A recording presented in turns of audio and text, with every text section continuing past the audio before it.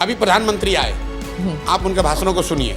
और अभी हमने ये सीरीज भी शुरू किया है, प्रधानमंत्री इन गुजरात, प्रधानमंत्री इन बिहार। प्रधानमंत्री कच्छ गए, उन्होंने कहा कि भाई कच्छ में, मेरे कच्छ में, उनके शब्द हैं, मेरे कच्छ में दुनिया का सबसे बड़ा सौर ऊर्जा पार्क बन रहा है। प्रधानमंत्री आए मधुबनी, उन्होंने कहा बिहारियों को, 9 करोड़ बिहारियों को 4 किलो अनाज देने की गारंटी है, ये मोदी की गारंटी है। लालू दिखाएंगे भाजपा का डर और भाजपा दिखाएगा नीतीश का डर। बिहार में भाई पिछले 15 साल से भाजपा को बड़ी सफलता मिल रही है लोकसभा के चुनाव में। ज़्यादातर लोगों का मानना है कि भाजपा को सफलता नहीं मिल रही, मोदी जी के नाम पर वोट पड़ रहा है। समाज में कास्ट है तो राजनीति में भी कास्ट होगा, समाज में भ्रष्टाचार है तो राजनीति में भी भ्रष्टाचार होगा, समाज में अगर हिंदू मुस्लिम की भावना है तो राजनीति में भी दिखेगा। वो इसलिए इसलिए नहीं कर रहा है कि वो जाति का है, इसलिए कर रहा है कि वो भाजपा को वोट दे नहीं सकता है, तो डर के मारे लालू जी को देता है। आप पदयात्रा में निकले, कन्हैया भी पदयात्रा कर रहे हैं क्या? कौन पदयात्रा कर रहा है? कन्हैया नहीं, अभी हमने तो सुना नहीं कोई पदयात्रा। मार्च में नहीं, बीच में कुछ यात्रा कर रहे थे कन्हैया जी, लेकिन वो उतने समय के लिए था कि आरजेडी पे थोड़ा दबाव बनाया जाए कि 2-4 सीट बढ़ जाए।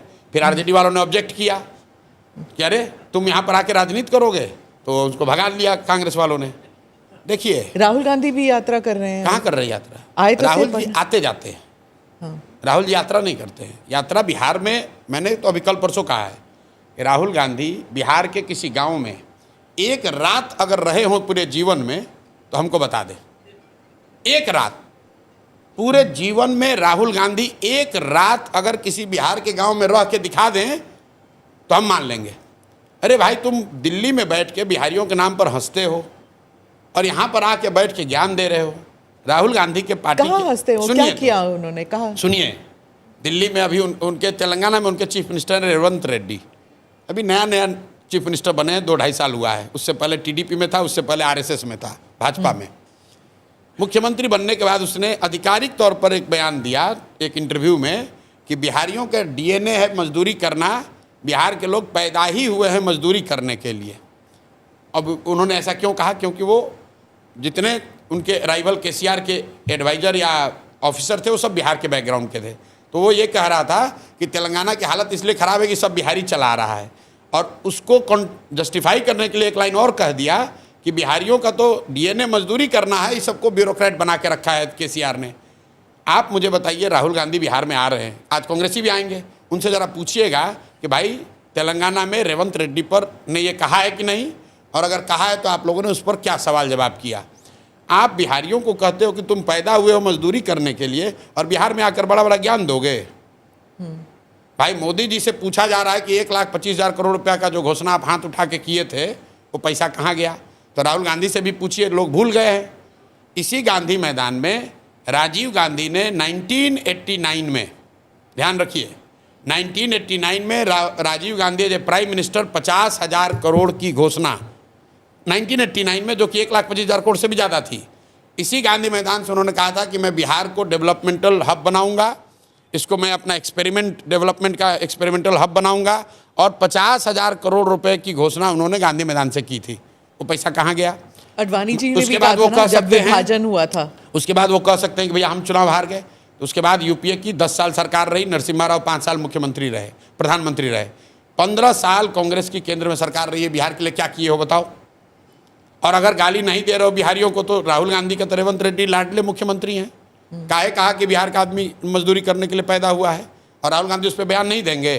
भाई, सिखों के साथ जाति हुई तो कांग्रेसियों ने माफ़ी मांगी ना कि भाई हम माफ़ी मांगते हैं, तो बिहारियों से माफ़ी मांगिए, तब आके बिहार में कीजिए कैंपेन।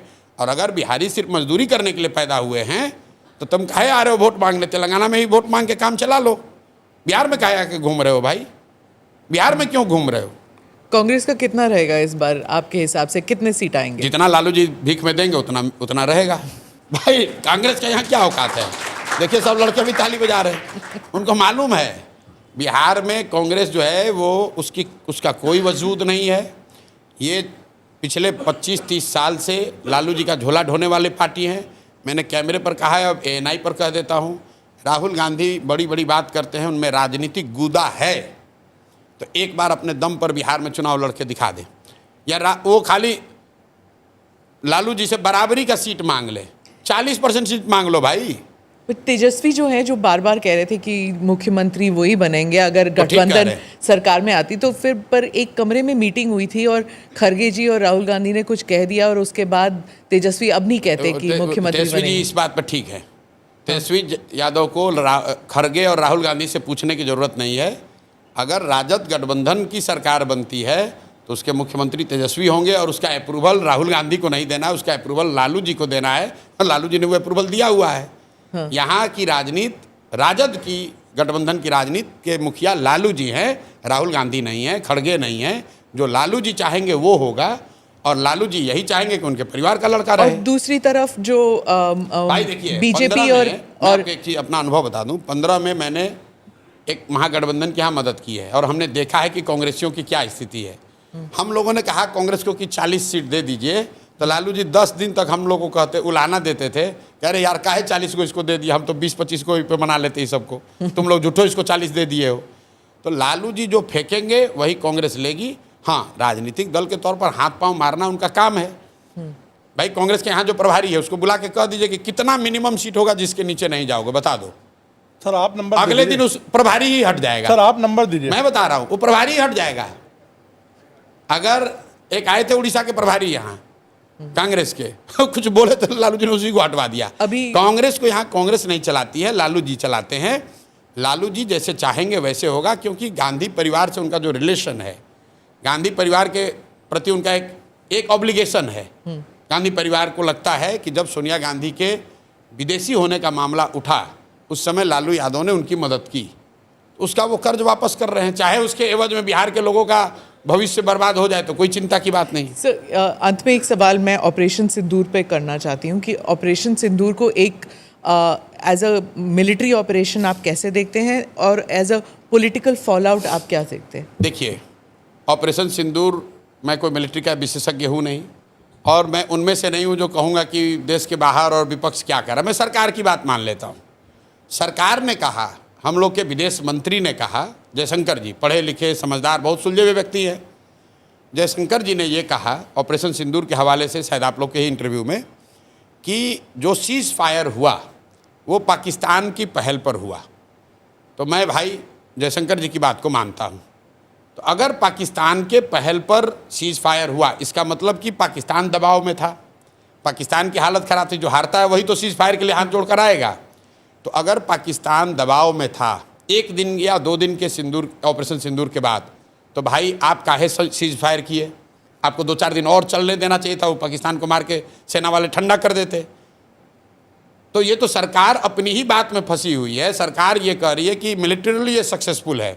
तो जब सक्सेसफुल था, पाकिस्तान घुटने पर आ गया था, आपसे सीज फायर के लिए रिक्वेस्ट कर रहा था, in the words of foreign minister Jaishankar, तो आपने सीज फायर किया क्यों? देश की जनता तो यही पूछ रही है कि भाई सीज फायर ये अचानक से क्यों हो गया? ट्रंप जी अपना अलग डफली बजा रहे हैं कि हमने अमेरिका से ही करा दिया। तो भाई ट्रंप की बात को हम क्यों मानेंगे? हम तो अपने देश की बात, सरकार की बात मानेंगे। हमारे देश की सरकार कह रही है कि पाकिस्तान के रिक्वेस्ट पर सीज फायर किया गया। तो देश के नागरिक होने के नाते हम लोग पूछ रहे हैं कि भाई इतने दिन के बाद मौका मिला था, आपने ऑपरेशन सिंदूर शुरू किया, देश भर के लोग आपके साथ खड़े हुए और पाकिस्तान की हालत ये हो गई कि एक ही दिन में सीज फायर के लिए वो घुटने पर आ गए थे, तो 2-4 दिन और चलने देते। सर, और अगर क्या ऑब्जेक्टिव था जो पूरा हो गया कि अच्छा, मीडिया में तो ये चला कि इस्लामाबाद लेना ऑब्जेक्टिव है। नहीं, वो तो मीडिया में तो ये चला कि बलूचिस्तान को स्वतंत्र कराना ऑब्जेक्टिव है। मीडिया में तो ये चला कि जैसे इंदिरा जी ने, सुनिए ना भाई, हम कैसे बोल रहे हैं? मैं बोल रहा हूं भाई, लोगों ने ये कहा, सुनिए, अमित शाह जी ने कहा है पार्लियामेंट में कि हम लोग वो लोग हैं जो देश के लिए जीने मरने वाले हैं, पाकिस्तान ऑक्यूपाइड कश्मीर को लेना हमारा लक्ष्य है। तो अगर पीओके लेना लक्ष्य था और पाकिस्तान घुटने पर आ गया था, तो काहे सीज फायर किए? अगर बलूचिस्तान को आज़ादी दिलानी थी, पाकिस्तान घुटने पर था, तो क्यों समझौता किए? आप ही बता दो भाई कि अगर पाकिस्तान डर गया था या घुटने पर था तो क्यों समझौता किए, और अगर नहीं था तो फिर आप जो बता रहे हो वो गलत है। दोनों बात तो सही नहीं हो सकती है। और ये बात सिर्फ जो जयशंकर जी ने कहा है उसी पर कह रहा हूँ। ट्रंप साहब तो कह ही रहे कि हम इंडिया को डरवा, इंडिया पाकिस्तान को दोनों को बुला के डांटे और इन लोगों में समझौता करा दिए। हम ट्रंप की बात पर नहीं जा रहे हैं, हम जयशंकर की बात कह रहे हैं। एंड तो कहीं होता है ना क्या किसी चीज एंड? का। तो भाई वही एंड मतलब लोग तो ये पूछ रहे हैं कि भाई आपने सायरन बजवाया, प्रैक्टिस करवाया, तो हम लोग तो तैयार थे 2-4-5 दिन के लिए। एक ही दिन में काहे सीज फायर कर दिए? 2-4 दिन और चलने देते, पीओके ले लेते हम लोग, तब आप कर लेते। बालूचिस्तान अलग हो जाता तब हम लोग कर लेते। अगर POK ले इंदिरा लेते जी तो- ने समझौता कर लिया, तो भाई कम से कम बांग्लादेश को अलग करा दिया ना, तो कुछ तो आप कर लेते। जो टेरर इंफ्रास्ट्रक्चर है वो तो ध्वस्त हुआ ना। दोस्त हो गया। मैं विजुअल- विजुअल तो है। चले भाई रिकॉर्ड कर लो। विजुअल तो आप है। ये आप सरकार की ओर ना विजुअल तो ठीक ही है। आप ये कह सकते हैं कि टेरर इंफ्रास्ट्रक्चर पाकिस्तान का ध्वस्त हो गया, एक- कुछ डैमेज हुआ। Yes। तो सर लोग ये चाह रहे हैं कि जब मौका मिल गया था तो पूरा ही साफ कर देते। तो सर, ये तो समतल बड़ा थोड़ी ना कर सकते। unrealistic- एक मुल्क एक न्यूक्लियर अच्छा तो मैं तो उसके डर से रुक गए कहीं तो रोकना पड़ेगा ना। ना, तो ये पहले बता देते कि भाई हम शुरू करेंगे लेकिन न्यूक्लियर के डर से फिर रुक जाएंगे, तो पहले ही बता देते देश को भाई। अरे भाई आप ये बता दो कि चाहते क्या थे। मैं ये समझता था कि आपका उद्देश्य ये है कि टेरर इंफ्रास्ट्रक्चर पूरी तरीके से ध्वस्त कर दिया जाएगा। वो कोई नहीं कह सकता है कि हो गया है, कुछ टेरर इंफ्रास्ट्रक्चर को नुकसान हुआ होगा। दूसरा उद्देश्य अगर ये था कि आप पीओके को स्वतंत्र करा देते, वो तो हुआ नहीं। आप बलूचिस्तान के लोग वहाँ शुरू हो गए जोश में नहीं, पर आके ये तो कि हम लोग तो अलग कराएंगे, अब इंडिया मदद करने वाला नहीं, है, पर ये तो तब तक हम ही लोग भाग लिए। आप ये तो मीडिया कह रहा था ना, सरकार ने तो कभी नहीं कहा नहीं, कि बलूचिस्तान को आजादी देना एक लक्ष्य था नहीं, भारत देखिए, का। ये तो कभी कहा नहीं वो तो किसी जैसे ने। इंदिरा जी के भी टाइम में उन्होंने ये थोड़ी ना कहा शुरू में होगा कि हम बांग्लादेश को स्वतंत्र कराना हमारा लक्ष्य है। ये तो बीजेपी के स्वयंभू नेताओं ने कहा कि अरे आपने इंदिरा जी को क्या देखा, हम तो पाकिस्तान को 4 टुकड़ा में कर देंगे, हम बलूचिस्तान बना देंगे, हम पीओके ले लेंगे। तो भाई कर लेना था। फिर आप कह रहे अरे भाई वो तो न्यूक्लियर स्टेट है, तो भाई न्यूक्लियर स्टेट वो एक ऑपरेशन सिंदूर होने के बाद थोड़ी ना बना, वो तो पहले से भी था।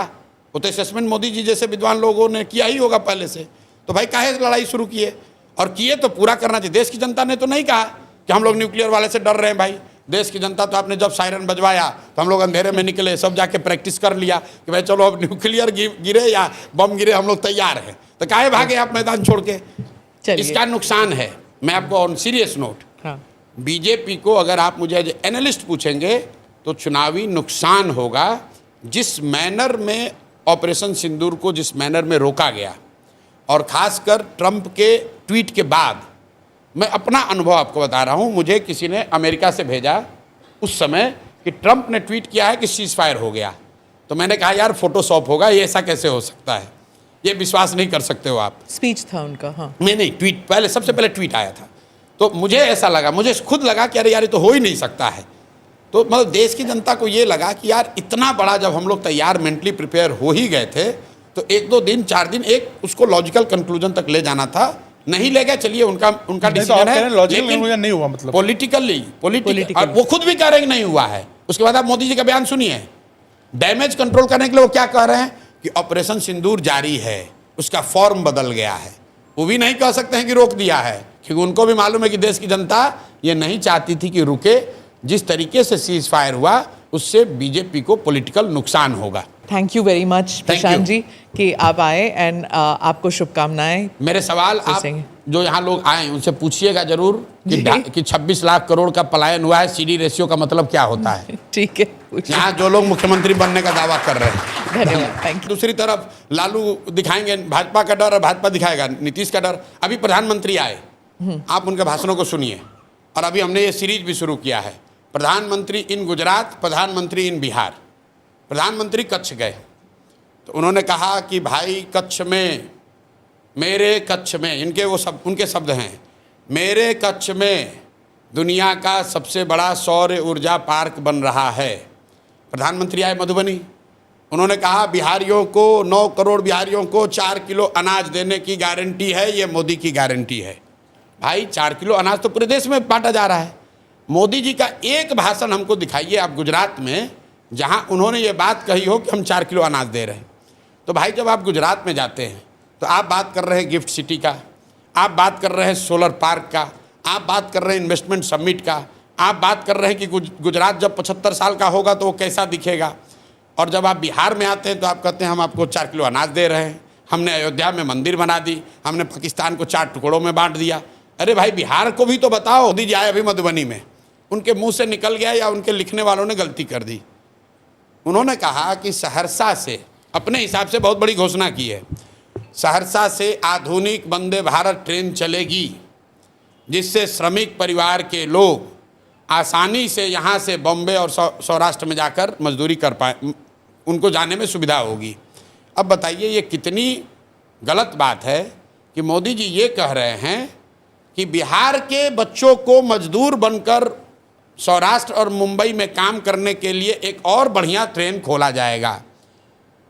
ट्रेन खुले, लोग ताली बजा रहे हैं, प्रशांत किशोर इसका विरोध कर रहे हैं, हमें ऐसी ट्रेन नहीं चाहिए। तो बैठे नहीं, सुनिए, ना तो काम हो ना कुछ नहीं हो, लेकिन हमें ऐसी ट्रेन नहीं चाहिए जहां पर हम लोग के बच्चे जानवर की तरह बैठकर मजदूरी करने जाएं। अब आप कहिए कि यहीं बैठा रहे, तो अंग्रेजों ने भी यही कहा कि तुम लोग यहाँ खाए बगैर मर रहे हो, हमारे साथ चलो मॉरिशस में चल के मसाला का खेती करो।